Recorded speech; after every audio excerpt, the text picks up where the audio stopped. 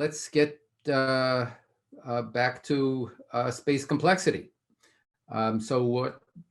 Just to review what we've been doing from last lecture, which feels like a long time ago, but it was only 2 days ago. We were looking at those three theorems, which all had basically the same proof. One was about the ladder problem of where you're trying to see if you can get from one string to another string, changing one symbol at a time. All of the strings were in the language of some finite automaton, or you had some reasonable rule for saying which are the valid strings and which are not. And then we built on that idea. We showed Savage's theorem that going from any non-deterministic machine to a deterministic machine only squares the amount of space. And then we finally proved that TQBF, this problem about quantified Boolean formulas and testing whether they are true, that problem is complete for PSPACE. So we're going to build off of that last theorem today and talk about one other complete problem, and also show a connection between PSPACE and testing which side can win in certain kinds of games. And then at the end of the lecture, the second half of the lecture, we'll talk about diving deeper into space complexity. We're going to talk about a different part of the parameter space, where instead of looking at polynomial space, we're going to talk about what happens if you have logarithmic space, which is another natural point to look at for space complexity. But we'll get to that after the break. Okay. Talk about game complexity and games. So when I was little, we used to play, me and my sisters would play a game called Geography. I don't know if how many of you have heard it, or maybe it goes under a different name. But it was a game basically about words and places. And it has a very simple set of rules. Let's say there were two people. You take turns picking names of places. And then each person has to pick a place which starts with the letter that the previous person's place ended with. So for example, you have two people playing. Perhaps you you agree on some starting place, like a major city nearby, like Boston. So one player, the first player picks Boston. And then after that, the next player has to pick a place that starts with N, because Boston ends with N. And so maybe Nebraska would be a possible response to Boston. And then the first player would have to respond to that with a place that starts with an A, because Nebraska ends with an A. It's like maybe Alaska, which also starts with A, ends with A. So then Arkansas maybe would be a reasonable response to that. And then that ends with S. So San Francisco, and then so on and so on. Of course, you want to forbid people from reusing names, because then you'll just get into a loop, saying Alaska, Alaska, Alaska won't make the game very interesting. So you have to forbid that possibility. Names cannot be reused. They can be used at most once. And then, so eventually, one side or the other is going to run out of names and not have either because of the lack of their geographical knowledge, or maybe you've just exhausted all the possibilities, and will not have a response, and that person will be stuck. And that person is the loser. The other person has won the game. So the objective is to try to avoid getting stuck. So let's just take a look. I'm going to think about that game in a slightly more abstracted, formalized way. So you write down all of the legitimate places. They become nodes of a graph, such as I've shown here. And then you draw an edge from one node to another if that corresponds to a legal move in the game, a legal step of the game. So Boston connects to places that start with N. like New York and Nebraska. So the first person might pick Boston, the second person might pick either of these two. And then back to the first person, if they pick Nebraska, they could pick Arkansas, they can pick Alaska, and so on, just as I described. Believe it or not, we actually played this game. I can remember playing this game when I was a kid. That was, of course, before we had, League of Legends and other fun stuff. But this is what kids used to do. So anyway, so just to get it down on the slide, the rules are, we'll assume we have two players. We'll call them player one and player two. Player one goes first. And they take turns picking places that start with the letter which ended the previous place. No repeats allowed. And the first player stuck loses. The person who doesn't have a move to make. So what we're going to look at today is a generalized version of that, where we kind of just going to take away the names, but just leave the underlying graph. And we're going to call that generalized geography. So here, that can be played on any directed graph. You take away the names of the edges, the names of the nodes. Now you just have some arbitrary graph. You're going to designate a particular node as the starting node. And then the players take turns following those edges.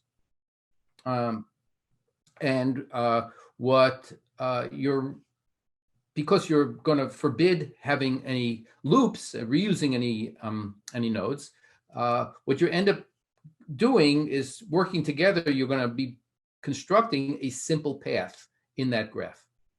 Simple path just follows those edges and never intersects itself. And the first player to be stuck is the loser. So the other one is the winner. Okay, so we're going to call that generalized geography. And we're going to look at the computational complexity of deciding for a given graph and starting point, which side would win if both players played optimally, as the best possible. Okay, and we'll name that problem GG, or look at its associated language. So here is a graph and the starting node. And you want to say that pair is in the language GG if the first player, player one, who must play at that node A to start off with, has a forced win in that generalized geography game on that graph starting at A. Okay? Where, again, what I mean by a forced win, I'm not going to define this formally, though we could do that. It's not hard to do. But a forced win, it's also called a winning strategy.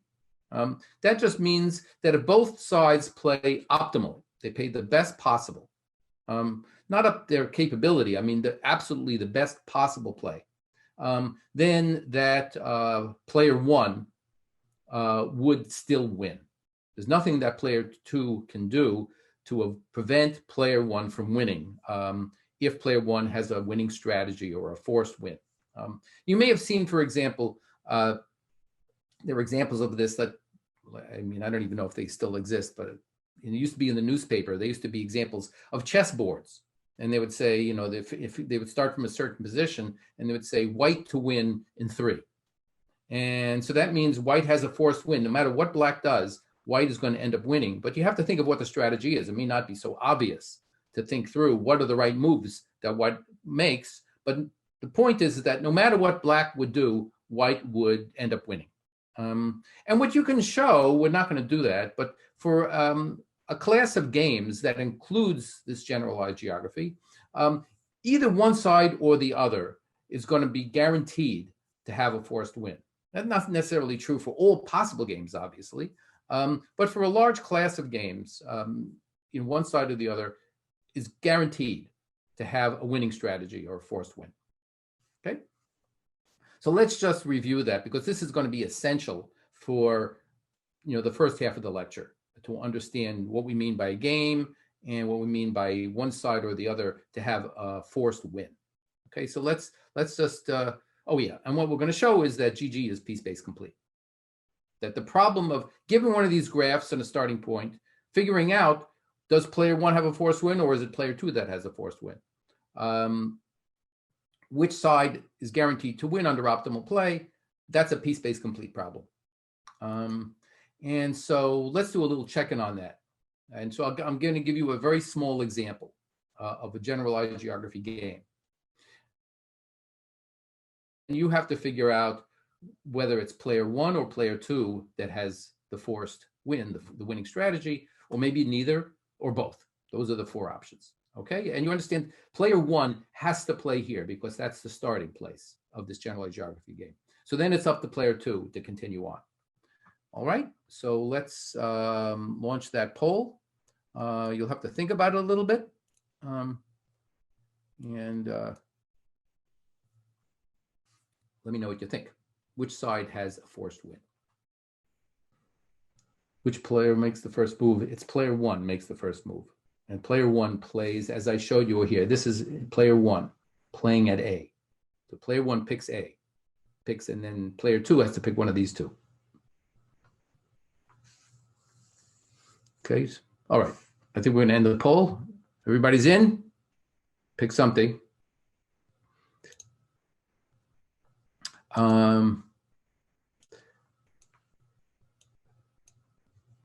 You guys did not do well on this poll. At least not too many of you picked D. That's a little reassuring because you can't have both players having a forced win. I did say that in games of this kind, one side or the other is going to have a forced win, so C is not a very good choice either. So maybe you should spend less time reading your email and more time listening to the lecture. The actual correct answer is B. Player two, which is obviously is a minority position here. Player two has the forced win. Let's understand why. So player one plays here. As I said, that's the first move. Player two can either take the upper node or the lower node. Okay. Player two takes the upper node. Then player one has no choice but to take the rightmost node. And now there's no more move for player two. So player two will lose if player two takes the upper node, the upper choice there, because player two will go here, player one will go there, and it'll be game over. And player one will have won because player two was stuck. However, player two had another choice. Player two had another choice. Player two could have also gone down here. So player two, if it played down here, things are looking a lot better for player two because player two goes here. Player one's move is forced, goes here, but now there's another move left that player two could make. So player two goes here, one goes there, player two goes up there, and now player one is stuck. So at player two's choice, player two can make a move which will end up causing player one to get stuck. And so because that's the nature of what we mean by having a winning strategy, there is some way to guarantee if you're playing optimally, and you're certainly playing optimally means you'll take that lower move, then you will take that. So under optimal play, player two will win this game. And so player two has a winning strategy. It has a forced win. Okay. So I see. So I'm not going to define playing optimally. I'm going to, there's some questions here about that. That's, you can think about, I'm going to leave it, somewhat informal. But we could make that all precise. I don't think it would be clarifying to go through a precise definition of that. You can just think, we don't even have to think about it in terms of optimal play. You can say that there is for every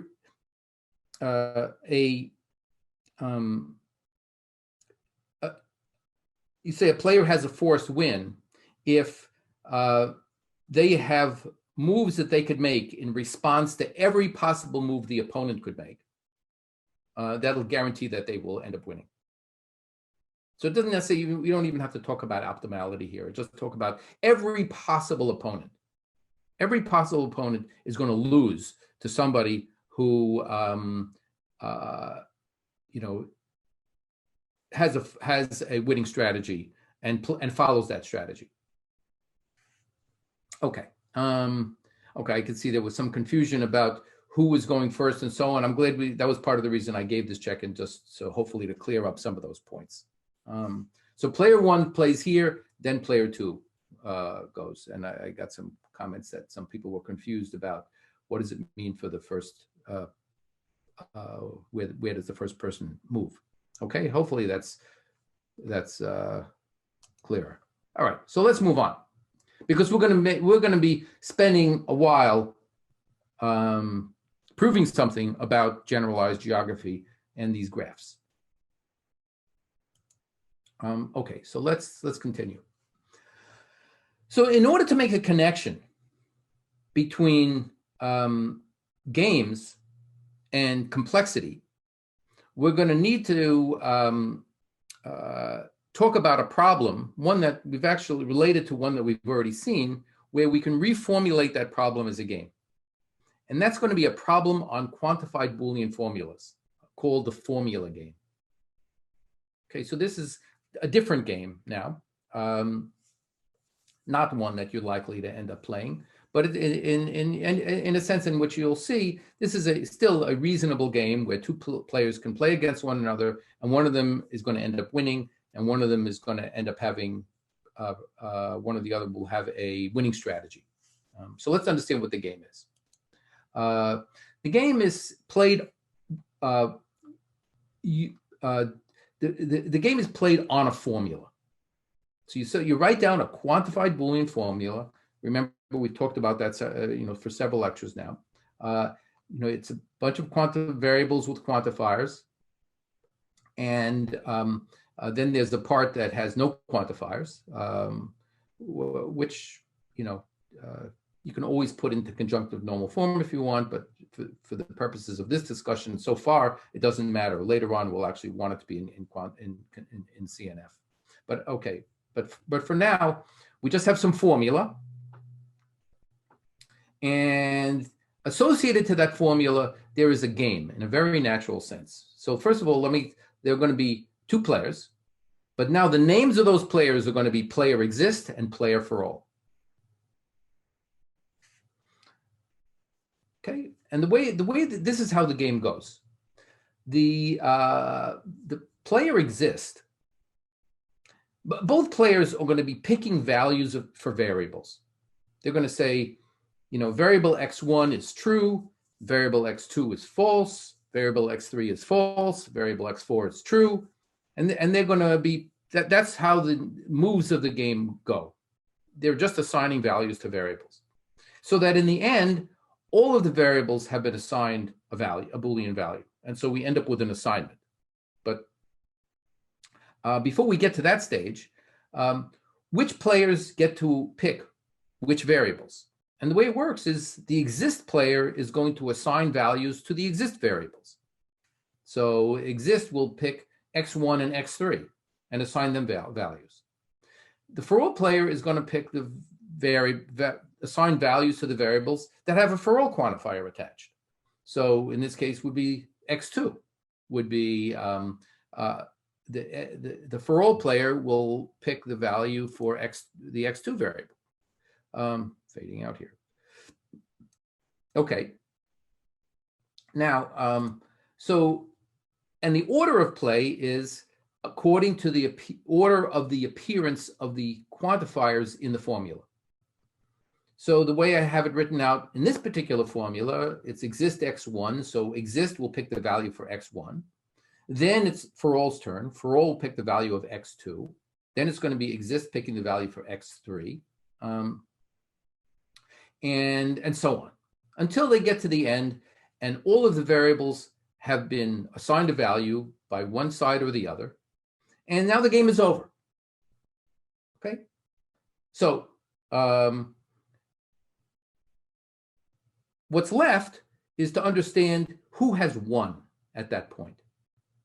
And the way we say who has won is exist wins if in the end this part psi, which is the part without quantifiers, ended up being satisfied by those by that assignment that the two players together ended up picking. And then for all will win if that part of the formula is not satisfied. So let me just write that down here. After the variables have been assigned values, we determine the winner. Exist wins if the assignment that they built cooperatively together satisfied psi, and otherwise for all wins if it doesn't satisfy psi. Okay, so you kind of think about it this way. Exist is picking the values of those variables.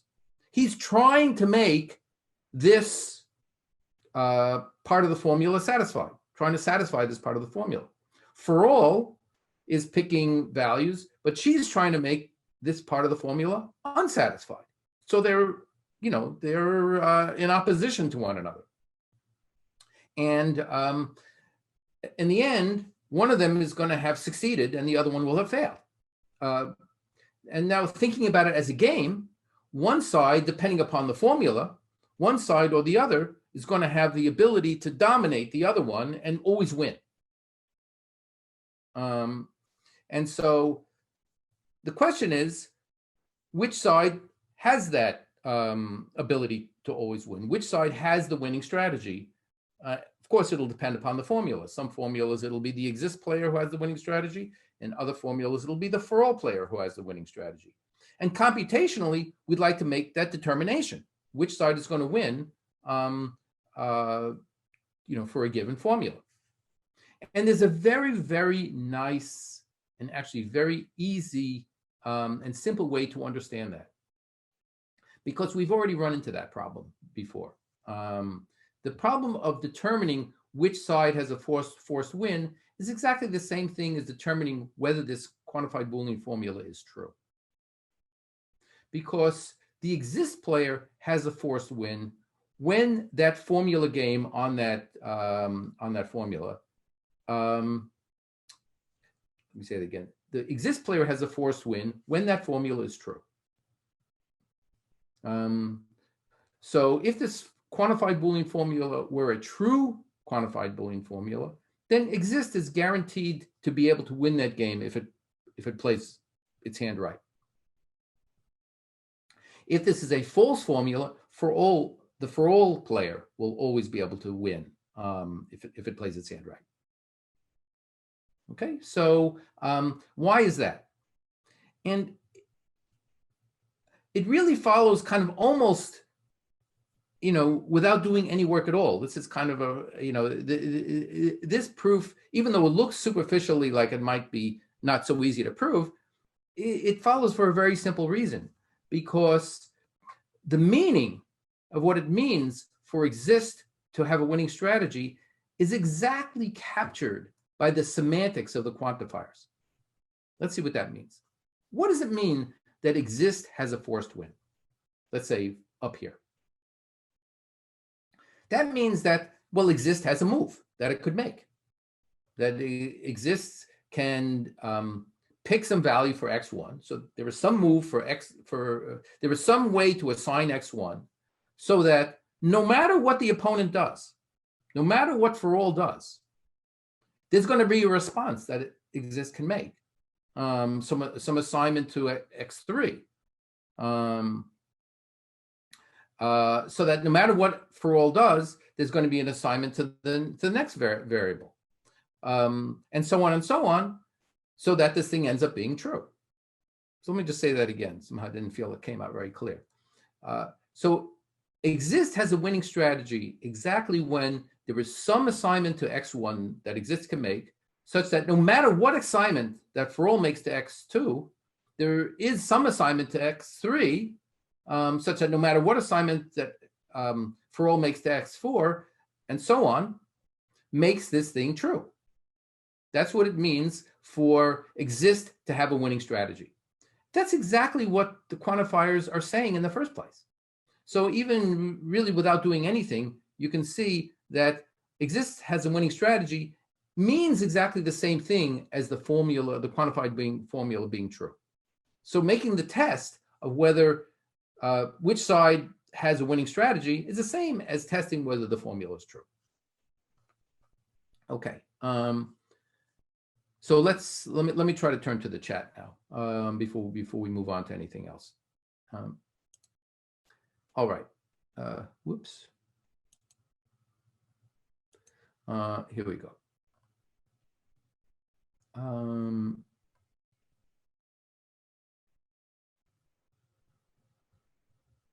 Okay.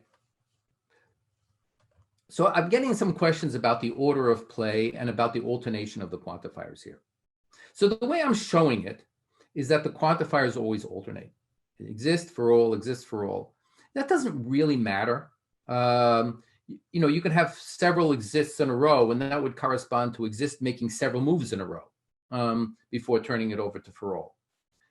But alternatively, we could just add extra variables which don't play any role in psi.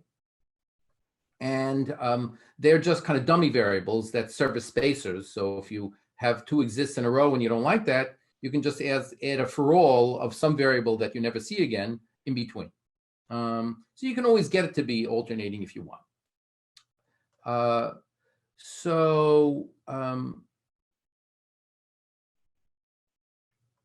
Okay. Also question the difference between phi and psi. So psi is the part here that does not have any quantifiers. So the way we always write down our QBFs is they're leading quantifiers with the variables, which, you know, and all variables have to be within the scope of one of the quantified variables. So, you know, there are no free variables that are unquantified in our QBFs. And so there's a, you know, all of these QBFs have a run of quantifiers and then a part without quantifiers, where there's the sort of the Boolean logic part. Psi here is the Boolean logic part, and phi is the whole thing together with the quantifiers. Okay,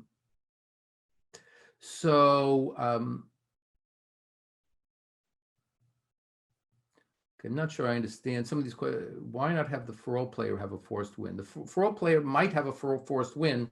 No, see, one side or the other is guaranteed to have a forced win. So if exist does not have a forced win, then for all will have a forced win. You know, I'm not going to prove that, but that's a fairly simple proof by induction, which I'm not going to go through. Just take it as a fact. Somebody's asking, why does for all want to not satisfy this expression, the psi part? Well, I mean, that's the way we set up the game. You know, in order to make this correspond to TQBF, you know, just the truth of this expression, we want to make exist try to satisfy this part, and for all try to make it not satisfied. And so I'm not sure because that's what works. I'm not sure what other why I can answer there. Okay, somebody.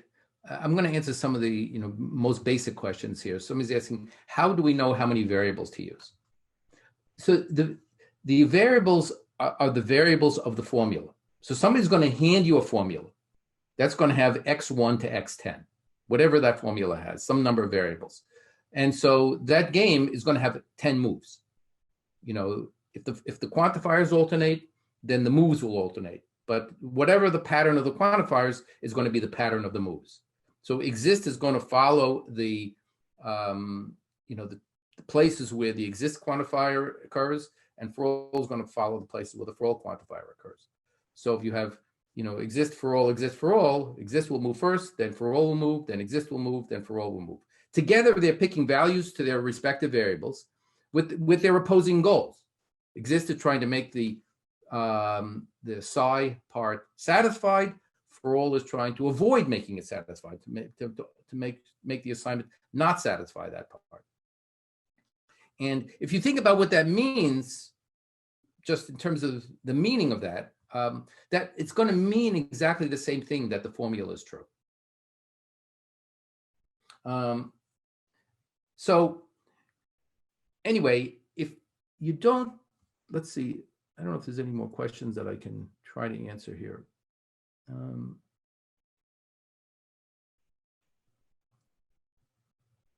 Well, so it's still about the numbers of variables.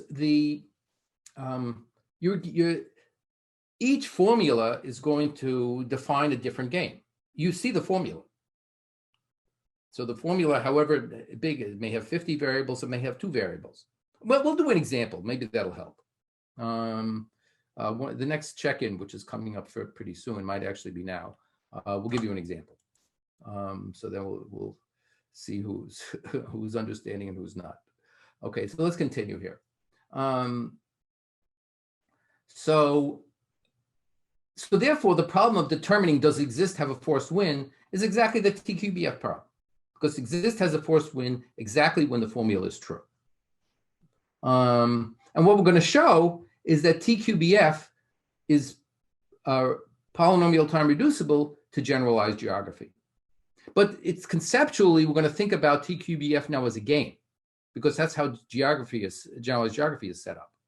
So we're going to, given a formula like this, we're going to construct an instance of generalized geography. We're going to construct a graph where play on that graph is going to mimic play in the formula game. So making the moves in that graph are going to correspond to setting variables true and false, because the graph is going to be specially designed to force that behavior. Okay, so I think we have a check-in coming in. Yeah, so let's just see how. I suggest you pay attention to this check-in and really try to think about it and solve it, because I think that'll help you make the connection between the truth of the formula and exist having a winning strategy. Okay, so if you take this formula here, here's, this is some particular formula, exist x for all y, blah, blah, blah. There's going to be associated to that formula a formula game, where first exist moves, assigns a value for x, and depending upon that value, for all is going to move, and it's going to assign a value for y. And after that's done, this part here is either going to be true or false. It's either going to be satisfied or unsatisfied. And I want to know, can exist always find a way, to guarantee that this part is going to be satisfied? Or can for all always find a way to guarantee that this part is not satisfied? Okay, so you have to look at this formula to understand which side is going to end up succeeding. So you have to, if you're not clear on the rules, look back here. Exist is trying to make this part satisfied. For all is trying to make this part unsatisfied. But neither of them has the totally upper hand, because exist is picking one of the variables, for all is picking the other variable. But they're doing it in a certain order. Okay, first exist is going to pick, then a for all is going to pick. Okay, so that's the way the game works. Exist picks a value, then for all picks a value, and then you see who wins. So who wins? Who's guaranteed to win? Can you make sure exist always wins, or can we make sure that for all always wins for this particular formula? So there's just 2 variables here. And you can think about this in either of 2 ways, strictly speaking, purely as a game, or you can understand whether that formula is true or not.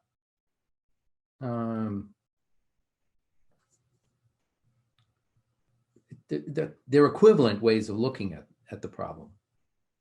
In fact, in a certain sense, it's the same. That's what I'm trying to get across. Thinking about this as a game or thinking about it in terms of quantifiers doesn't make any difference. Okay. Almost done here. So, all right, last call. Closing the poll. Okay, I think this one you did pretty well on. So yeah, the correct answer is the for all player has a winning strategy, has a forced win. Also, similarly, the expression is phi is false, because if you try to find some x such that no matter what y you pick, this is going to be true, this is going to be satisfied, you're out of luck. Because, if you make x true, well, then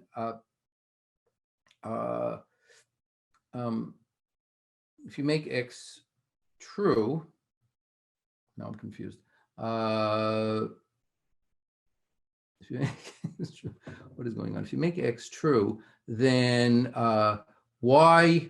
Oh, so if you make x true, then x bar is false. So y bar has to be true. Now I'm completely confused. Oh no, what am I saying? If you make x true, it has to work for all y. So this thing is clearly false. If you make x true, then this x bar is going to be false, and it's not the case that for every y of setting for y, because y is forced here. Y is going to have to be true. Y bar is going to have to be true, so y is going to have to be false. Similarly, if you make that very clearly, but if you try again to make x false, maybe that's one to think about first. If you make x false, so you're going to be stuck on the first clause because it has to work for both settings of y. But maybe thinking about it as a game is better. If you no matter what x does, y is going to have a way of making one of those two clauses unsatisfied. So if x is true, y can set itself. We can set y to make the second clause unsatisfied, and if x is false, we can find y can be assigned to make the first clause unsatisfied. So anyway, the right answer is the for all player has the winning strategy here. In the end of the day, it's not critical that you understand this correspondence, but you have to then, if you don't quite understand that, you're going to have to take on faith that the formula game is the same as TQBF, because that's what we're going to use. And by the way, I would like to also mention here that that this correspondence between games and quantifiers is something that mathematicians use all the time. Because if you have some expression which comes up often in mathematics where there are a whole run of quantifiers in front of some statement, it's really kind of hard for anybody to really get a feeling for what that means. If you have like 6 alternating quantifiers, which happens often in mathematics, you're going to have statements that have a lot of alternations of quantifiers. Very hard to get a feeling for what that means.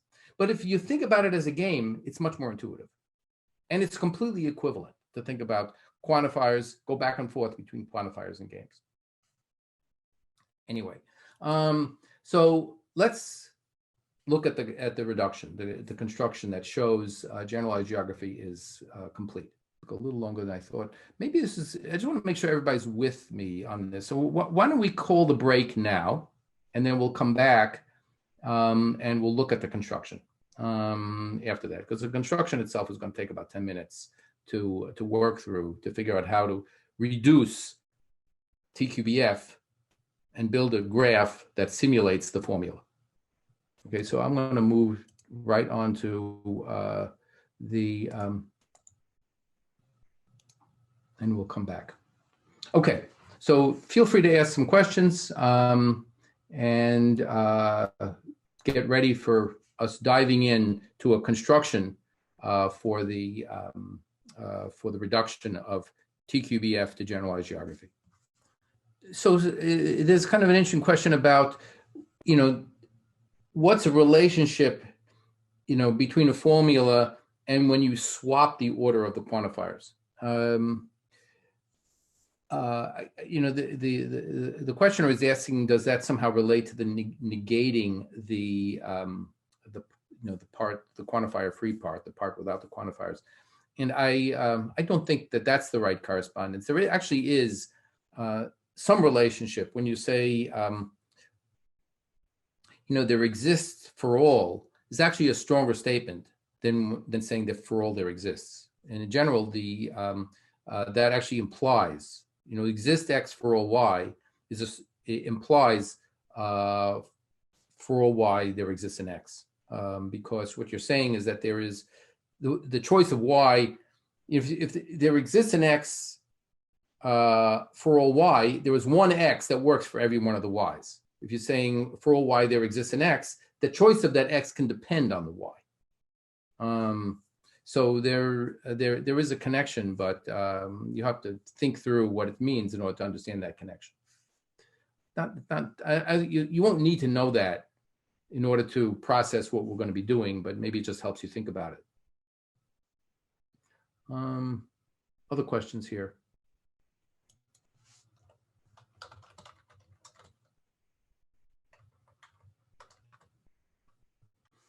Okay, I think we're out of time here. So let's return to our lecture. So I'm going to go back. Hopefully that won't crash everything. There we go. Okay, so now we're going to be reducing TQBF to generalized geography. Are we all together now? Okay. So I'm going to illustrate this construction, which is a very nice construction, by the way. I'm going to illustrate this construction just by doing an example or a partial example. Okay, but I think it'll give you the idea. So you understand. So what I'm trying to do here is I'm starting off with a quantified Boolean formula. So here it is. I'm going to assume it's in conjunctive normal form, which I can always convert it into that form, maybe by adding some additional variables, but without doing anything too drastic to it. And so now what I'm going to, starting from that formula, I'm going to now build a graph. We're playing the geography game on that graph, which is, remember, taking turns, picking nodes, which form a path, is going to correspond to playing the formula game, which is picking the variables of that formula. And then you want if the exist player wins in the formula, then player one is supposed to win in the geography game. Okay? So here is how the graph is going to look. Okay, so good to try to follow this. So it's going to be there's going to be kind of two parts. One that's going to correspond to the variables, and the other part that's going to correspond to the clauses. And so for each variable, I'm going to have like a diamond structure here. So there's a little starting thing that's going to be unique to the first variable, but then every variable is going to have like a little diamond structure here, and they're going to be attached one to the next. And we'll to understand what this means when we play geography on this piece of the graph. So, but let's just understand the structure first. Okay. So this is the start node, and now here player one is going to play the role of exist. Player two is going to play the role of for all. And in fact, I'm going to identify them. So I'm going to call, because it's going to be helpful just to have, think about player one as being the exist player. So the exist player is going to be playing on this graph. The exist and the for all players are going to be playing on this graph. It's really just players one and two. So the exist player, player one, has to, by the rules, has to pick the start node. And now at player two's move, the for all players move. Now, if you're with me on this graph, the for all players move is now not very interesting because it's forced. It has to go to here because, again, they're just picking the nodes of a simple path in this graph. So the for all player two, the for all player has to go here if exist started over there. Now it's the exist player's turn, and now something interesting happens. The exist player has a choice. It can either go left or right.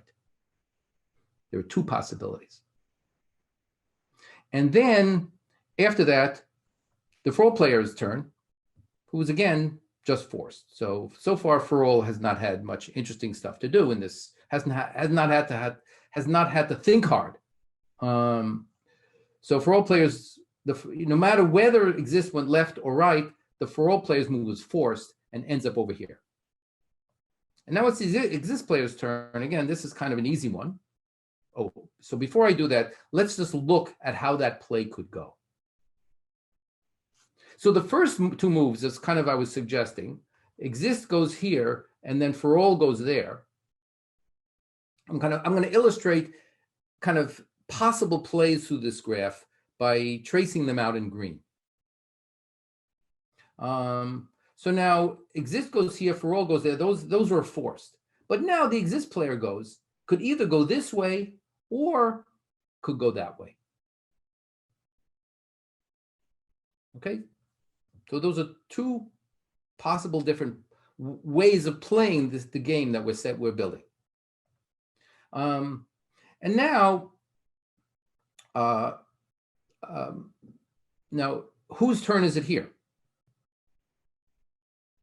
This was the for all player picked this one, so the next turn is the exist player, and that's forced.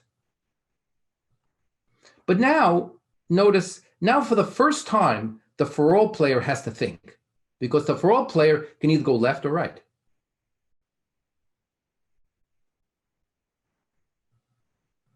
So it could either go left or it could go right. And so then there's going to be a sequence of these diamond structures where kind of they're constructed so that alternately either the exist has a choice or the for all player has a choice until you get all the way down to the bottom. Okay, that is the graph we've built so far. Now, if we stopped here, then whoever ended up at this point, whether it was exist or for all, would be the winner, because there's nowhere for the opponent to go. Of course, that wouldn't be very interesting. So there's going to be more stuff we're going to add on, which are going to correspond to the clauses. Now, how to think about what's happened so far? Now, so maybe as some of you might be guessing, is that when the exist player over here has a choice, could have either gone left or right, that's going to correspond, because this is supposed to be mimicking the formula game, that's going to correspond to the exist player in the formula picking the variable either true or false. So that the left or right is going to correspond to true or false. And so let's just arbitrarily say left is going to correspond to picking it true, and right is going to correspond to picking false. Okay, so the way I've said it so far is exist ended up picking the first variable false, then for all picked the second variable false, and the mth variable also got set false. Everything got set false so far. Well, who knows what happened over here, of course. Okay, so just to understand what we've done so far, now I want to show you how to build the rest of the graph. So let's take away the green part. And now we're just back to the construction. The green part is actually how you use that construction. So back to the construction here. Now, what do we want to achieve? Now, by the time the players on the graph have got down to here, they've effectively made an assignment to the variables by going either left or right at each one of these diamonds. So the assignment is done. From the game, from the perspective of the formula game, the game is over. And now one side or the other has won. Here, we want to build some extra structure here as a kind of an end game to make sure that the for all player gets stuck if the exist player has made an assignment which satisfies the formula, satisfies this part of the formula. And the exist player should get stuck if the for all player, if the assignment that they made does not satisfy the formula. Okay, so let's see how we're going to achieve that with some additional structure. So there's going to be some extra node over here. Let me just tell you what the structure is, and then we'll argue why it works. So there's going to be going from this bottom node, we're going to start a kind of, the second part of the graph. There's going to be a node which fans out to a node for each one of the clauses. And each one of those clauses in turn fans out to a node for each one of its literals. So you see we have clause C1, and it has the literals x1, x2 bar, x3, x1, x2 bar, x3. So there's a node for each of the literals in clause C1, same for clause C2, and so on. Now we're almost done. Now I'm going to tell you how to connect up these literal nodes. So x1, each node is going to correspond back to its own diamond. So now we're going to tie it back to the first part where we made the assignment part of the graph. X1 is going to connect back to the true part of the X1 diamond. And X2, because it's negated, is going to tie back to the false part of the X2 diamond because it's an X2 variable. Similarly, X1 bar, now because X1 bar, here's X1 bar in clause 2. X1 bar is going to connect up now to the false side of the X1 diamond. And X2 bar is going to connect up to the false side of the X2 diamond, and so on. So if we had, I don't have the other diamonds here, but the X4 would connect up to the true side of the X4 diamond, for example. That's the whole construction. Let's understand why it works. Okay, so the end game here is we want exist to win if the assignment satisfied all the clauses. And for all should win if there was some unsatisfied clause. Okay, so why does this happen? So let's put back an assignment here that was made. So here for the one I'm putting back is the assignment that they cooperatively built had X1 being true, X2 being false, and some other stuff. Now, why does this work? So what we want to have happen now the move proceeds over to here, and you need to arrange it so that exist is the one who picks that node. If you have a if this would have been for all, just add an extra node to switch whose turn it is. But you want exist to be up here, and what you want is for all to be picking the clause node. Now here is the part to understand what's going on. We want for all to win if this is not satisfied. So for all is going to make a claim. If this is not satisfied, there is some clause which is not satisfied. There's some clause which ended up being false in the assignment. So the for all player is going to say, I think I won. And I won because clause number 1 is unsatisfied. So it's going to pick clause number 1. So here's the for all players we're going, here's exist player. And so the for all player picks the clause claimed unsatisfied. So over here, for all player says, clause C1 is unsatisfied. I'm going to move here. The exist player says, I don't agree with you. The assignment, you're lying. The assignment actually makes one of the literals true in clause C1. Let's say it made X1 was true, as in fact it is here. X1 in fact is true. So exist is now its turn. It's going to pick the literal that was true in the assignment in that clause that the for all player is claiming is unsatisfied. One of them is lying at this point. This is either now true in here, which means the for all player did not pick an unsatisfied clause, or the exist player picked a false literal, which is the exist player picked a false literal, which was the exist player's lie. So now the moment of truth, because let's see, if exist go picked here, now it's the for all player's turn. it's connected back to the true side of the diamond. So that node was already used. That's the only place that for all could possibly go. For all is stuck and exist has won the game, which is what you want, because for all's claims were false, and the exist was correct in saying that x1 satisfied clause C1. So x1 is true, so there's nowhere for all to go. But compare that with a situation if the assignment on this part of the graph had gone through the false, had assigned x1 to be false. So the path had gone through the false side of the diamond. Now this node would still be unoccupied, would still be available. So now the for all play, so if exist was claiming that x1 was true and it really was false, the for all player would be able to move onto that node. And now it's the exist player's turn, and the exist would be stuck because this node down here is guaranteed to have been used.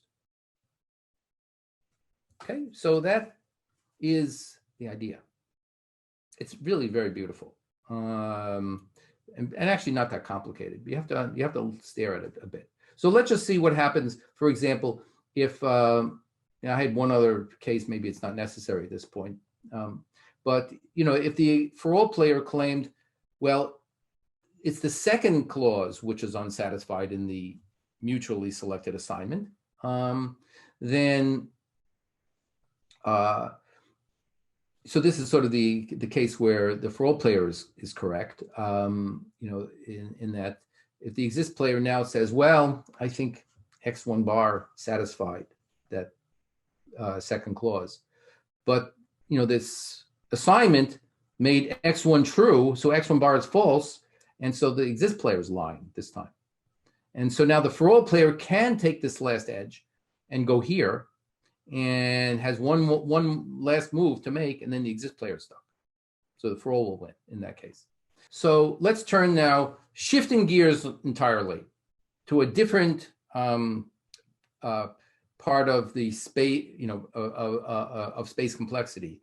Instead of looking at polynomial space, which is like very powerful, we're going to look at log space, which is comparatively speaking much, much weaker. So log space are the things that you can do when you only have enough space to write down essentially a pointer or some fixed number of pointers into the input. That's what you get when you have logarithmic space. Because log space is enough to write down an index of something. So you can this is what you can do with a bunch of pointers. In order to make sense of this, we have to change the model of computation, because if we use the ordinary one-tape Turing machine, just scanning across the input just reading the input the way we've defined it would cost space n, and so you can't even read the input if you have less than n space available, like log space. So we're going to introduce a different model just to allow us to define this, and that's a model where it's going to have two tapes, where the part that contains the input doesn't count. And that's in order to make sure it doesn't, it's not being cheated. The input tape is going to be read only, but it doesn't count toward the space used. Only the work tape, which is now can be read or written or read, is going to count toward the space bound. Okay. So now what we're going to define is, using this definition for our space complexity, we'll define space log n, the things that you can do if you have only a log amount of space here on the work tape. So the length of the input is n. The length of the work tape is order log n. So we have the deterministic and non-deterministic associated classes, space log n and n space log n. We're calling that L and NL, log space and non-deterministic log space. Okay, and as I said, that's just enough space to write down some pointers into the input. And let's do some quick examples. So if you take the language of palindromes essentially, or WW reverse. That's in log space. So here's a string, I don't know, here's a string that's in WW reverse. I mean, the ordinary way you might use to test whether a string is of this form in WW reverse might be to cross off corresponding locations here, but you can't do that. It's a read-only input tape. So you have to somehow avoid writing on the input tape, but still testing whether you're in this language.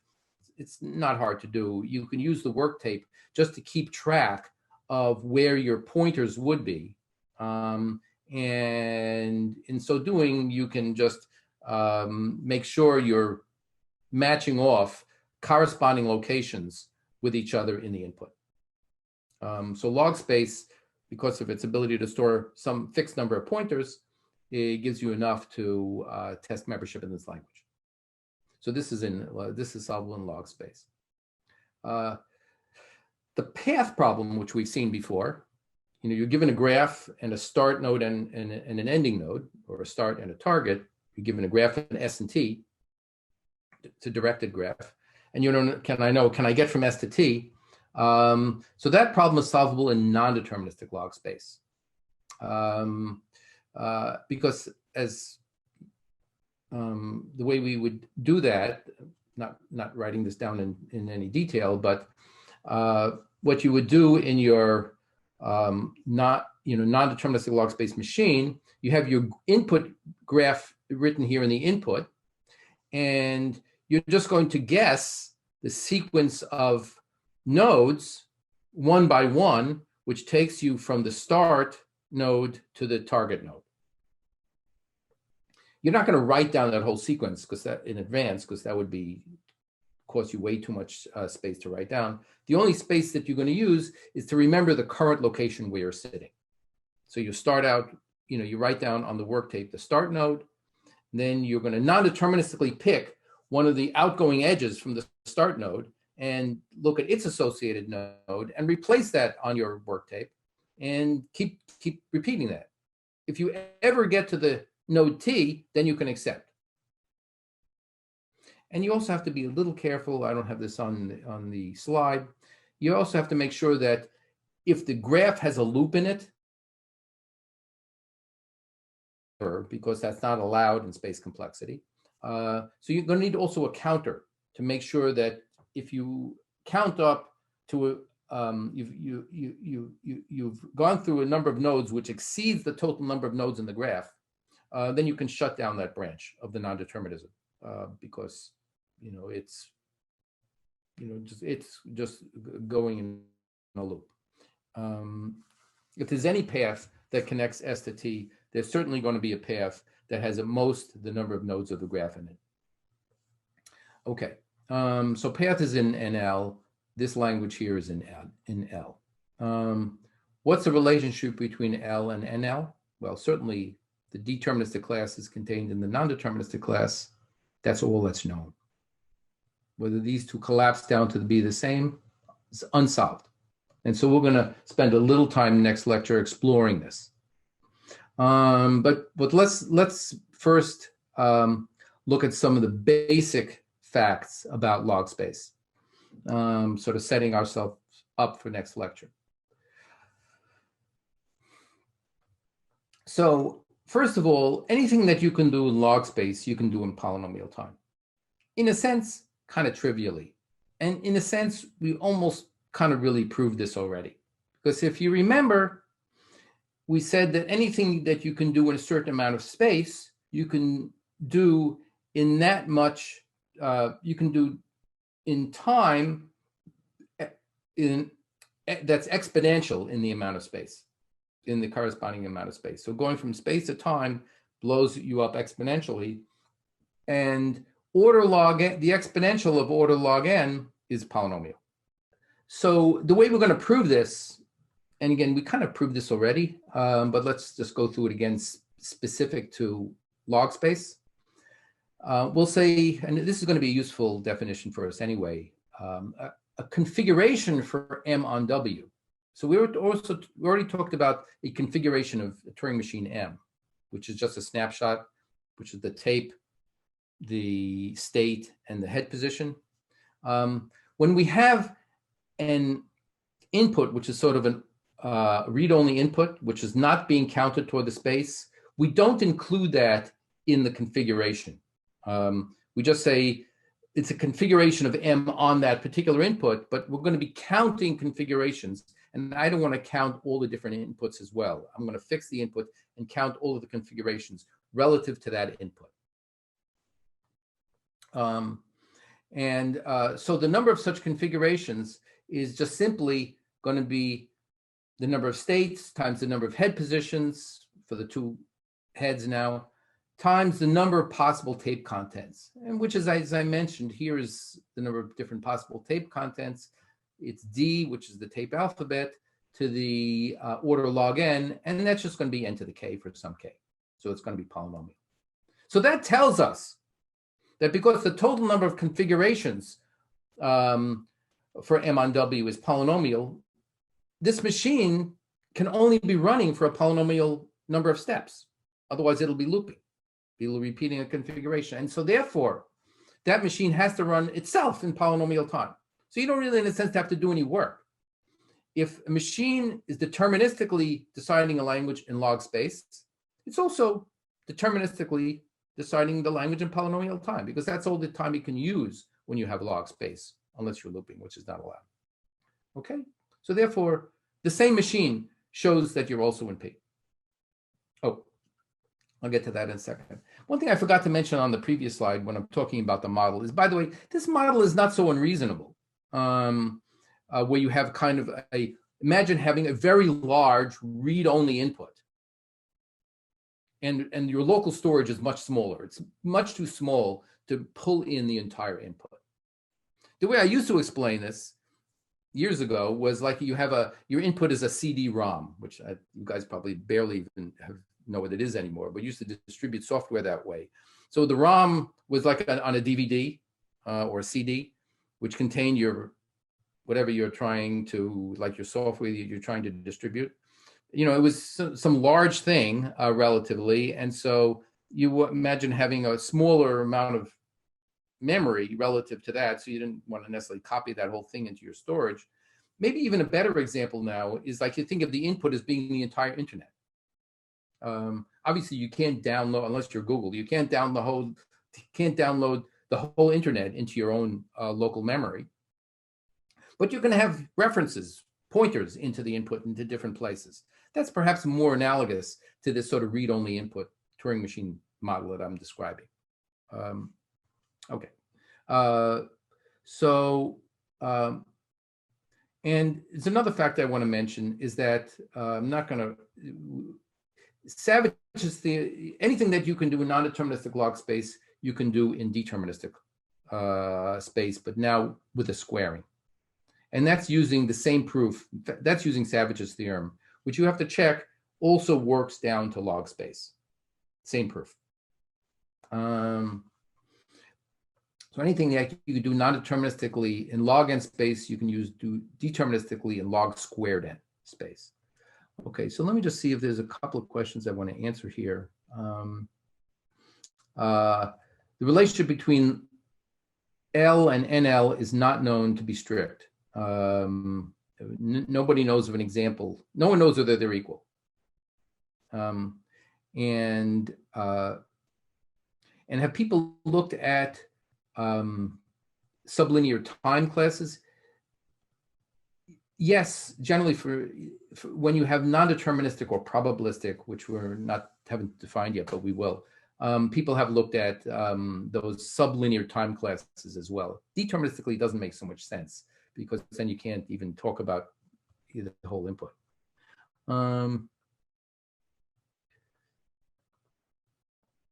Okay, let me move on. Okay, so this is my last slide. Let me see if we can do this before we break. Not only is L contained within P, but the much stronger statement is that NL is contained within P. And for that you'll have to do some work, because converting your non-deterministic log space machine to a deterministic machine, obviously you're going to have to change the machine. And so we'll introduce a new method here. Maybe we'll quickly go over this at the beginning of the next lecture. Don't like rushing through things at the end. But for this, if I'm given a non-deterministic machine that runs in log space, I want to make a new machine that runs in polynomial time deterministically for the same language. And I'm going to define something called the configuration graph for M on an input W. And that's just, you take M and W, its input, and you look at all of the configurations for M on W. Actually, configuration graph, actually, that's should be called the computation graph. That's what it's called in the book, but okay, there's a typo here. I'll fix that next time. It doesn't matter. Computation graph, configuration graph, all the same. Basically, you're going to take all of the configurations of M on W, of which we already observed only number are only polynomial in number, and they become the nodes of a graph. And the edges connect two configurations if one follows another according to the rules of the machine. Okay, so here's the picture. This is some graph. The nodes of this graph are the configurations of M on W. Right? So each node here corresponds to the machine, a snapshot of the machine. A tape contents, head position, and state. So writing down all those different configurations, I connect one to the other if I can get to CJ from CI in one step legally on the machine.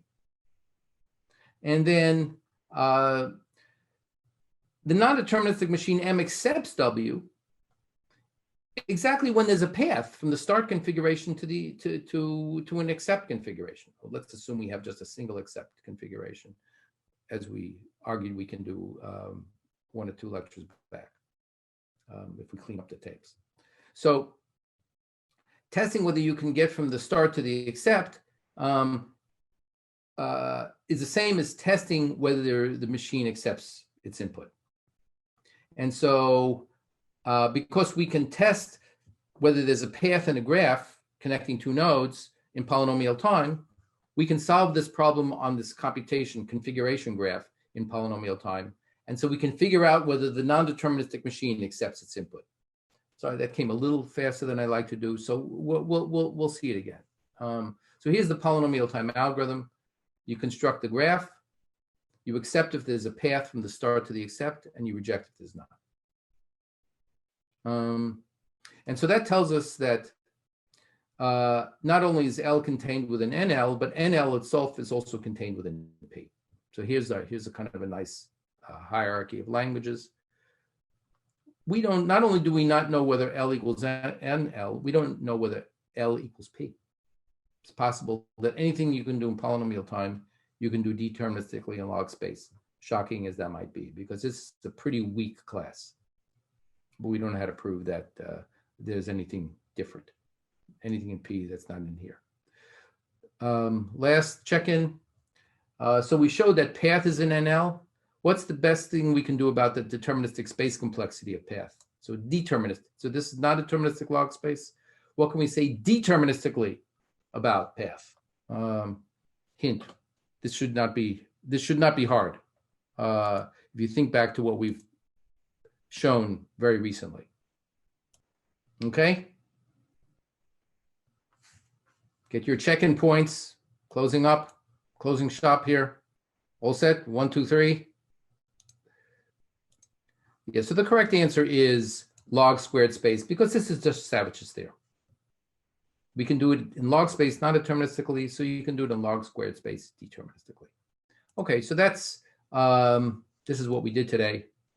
And as I mentioned, I will do this again at Tuesday's lecture, just to recap that.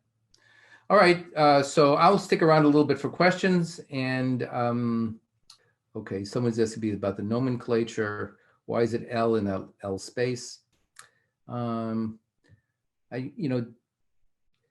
Because there's not really, people don't usually talk about L time. So L is sort of, everybody knows it's, the only reasonable option is space, so people just say L and then L.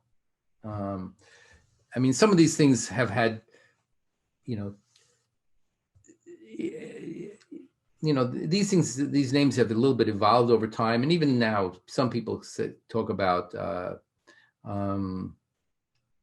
call it time classes. Some people call it D-time classes. It's just, you can make different choices there. Okay, let's see. Good. Why does Savage's theorem work for log n? You have to look back and see what you needed.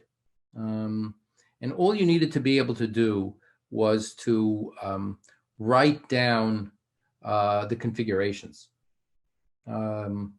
If you look back at how Savage's theorem works, you're just needing to write down the configurations. So the deterministic machine can write down the configurations for the non-deterministic machine. They take exactly the same size. And then you look at the recursion, and the depth of the recursion is going to be exponential in the size of the configurations. And so you're going to end up with a squaring again.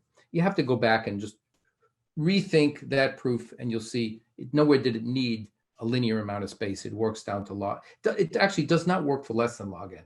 Log n is sort of the lower threshold there. And the reason for that is because you also need to store the input location, and that already takes log space. Not the tape heads. The tape heads already kind of have kind of a log space aspect to them, and so if you're going to use less than log space, then funky things happen with the tape head, storing the tape heads. And so less than log space usually turns out not to be interesting. Very specific to Turing machines and not sort of general models.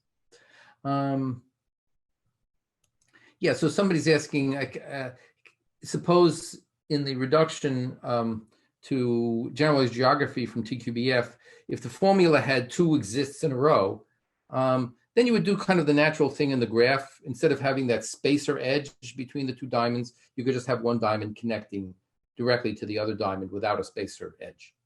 And that would give you the effect of not switching whose turn it is. Somebody's asking me just a general question. Are people thinking about these open problems?